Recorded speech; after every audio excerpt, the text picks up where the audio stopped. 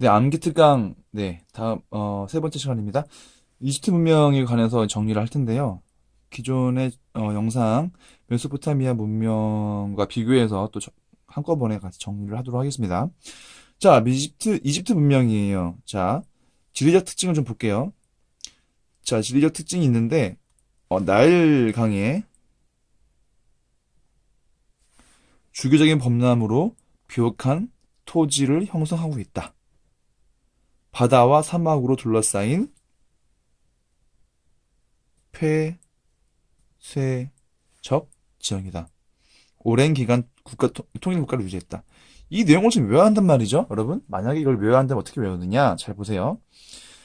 나일강의 범람으로 비옥한 토지 형성. 자, 나일, 범람, 비옥 토지. 이렇게 외우시면 돼요. 물론 뭐 나일 범람 비옥까지만 가도 되고 나일 범람 토지로 가도 상관없어요. 중요한 건 여러분들이 이것들을 압축해서 정리해 놓으면 일이 쉽다는 거예요. 나일 강의 범람의 뜻이 무엇일까요? 범람이 뭐죠? 막 뭐가 많아지는 거죠. 물이 많아진 거 쉽게 말하면 물이. 그러면 농사가 잘 될까 안 될까? 농사에서 핵심이 뭔데? 물이야 물. 물이 많아야 돼요. 그래야 곡식이 잘 자라지. 그러니까 땅이 좋아져. 간단한 내용이에요. 나일 범람 비옥 토지. 끝. 자, 두 번째. 그런데 바다와 사막으로 둘러싸인 폐쇄적 지형이래요. 이집트 보시면 아시겠지만 이집트를 가려면은 바다를 통과하거나 사막을 통과해야 돼요. 그러니까 오기가 쉽지가 않아. 오기가 쉽지가 않아. 아까 얘기했지만 메소포타미아 문명할 때 제가 말씀드렸죠. 개방적 지형이기 때문에 사람들이 쉽게 모였고 그것 때문에 전쟁이 자주 일어났고 그래서 왕조 교체가 빈번했다. 자, 이번엔 반대예요. 바다와 사막 때문에 폐쇄적인 지형 때문에 사람들이 쉽게 모일 수가 없었고 그 덕분에 전쟁이 쉽지 않았고 그 덕분에 왕조가 쭉 갔다. 끝. 이거 이렇게 이해를 해버리면은 끝나는 거예요. 뭐 물론 이제 압축을 하면 이렇게 되겠죠. 바다와 사막, 폐쇄, 통일국가. 끝. 이렇게 정리 및 압축을 하시는 겁니다. 자, 이집트 문명. 자, 파라오가 정치 종교를 지배합니다. 신권 정치라고 부르죠. 신이 권한을 행사하는 정치를 말하는 거예요. 그게 신권 정치예요.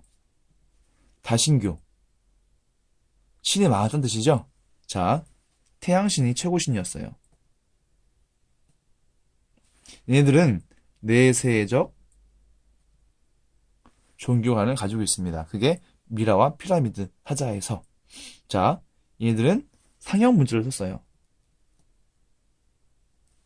파피루스에 기록했고, 얘네들은 태양령을 썼고, 얘네들은 12진법을 썼습니다. 아, 죄송합니다. 10진법입니다. 아이고. 네. 그래서 이것들을 어떻게 하느냐. 잘 보세요. 파라오, 신권 정치. 끝. 파라오가 정치 종교를 지배했다는 건 당연한 이야기예요.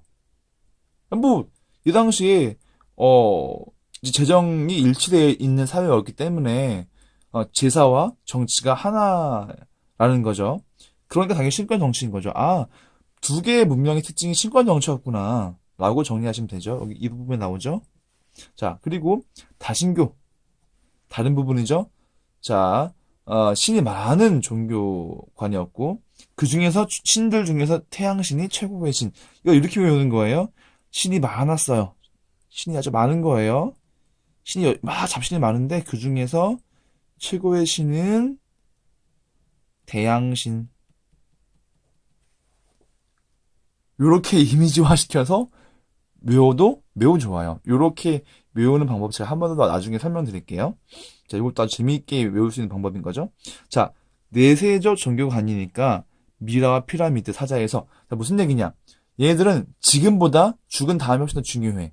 그러니까 내가 죽은 다음에 내 시체를 어떻게 보관하느냐에 관심이 많았겠죠? 그러니까 시체를 보존하는 방법과 보존하기 위한 공간과 그 보존된 부분에 대한 어떤 원칙이나 내용들을 정리할 필요가 있었다. 그래서 미라, 피라미드 사자에서. 사자가 아니에요. 죽은 사람을 말하는 거예요. 죽을 사, 사람 자, 책서. 여러분 사실 국어를 기반하지 않고서는요, 어떠한 과목도 선nhập하기 어려워요. 사자에서 하면 이게 무슨 뜻이요? 이렇게 하잖아요. 하지만은 죽은 사람에 대한, 사후에 대한, 내가 죽은 다음에 대한 관심이 많은 애들이니까, 미라가 뭐예요? 이게, 막 그 좀비 같은 거, 저기, 붕대 지진 감는 거, 시신이 썩지 않게 보존하기 위해 했던 거죠. 영원히 살아야 되니까 몸이 필요했겠죠. 그런데 그걸 아무 데나 두면 되나? 피라미드 같은 데 집어넣어야 되겠지? 그래서 넣어버리고, 이제 그 다음에 이제 그 죽은 사후의 세계에 대한 설명, 어떻게 살아갈 것인가에 대한 그런 원리들을 적어놓은 책이 필요했겠죠.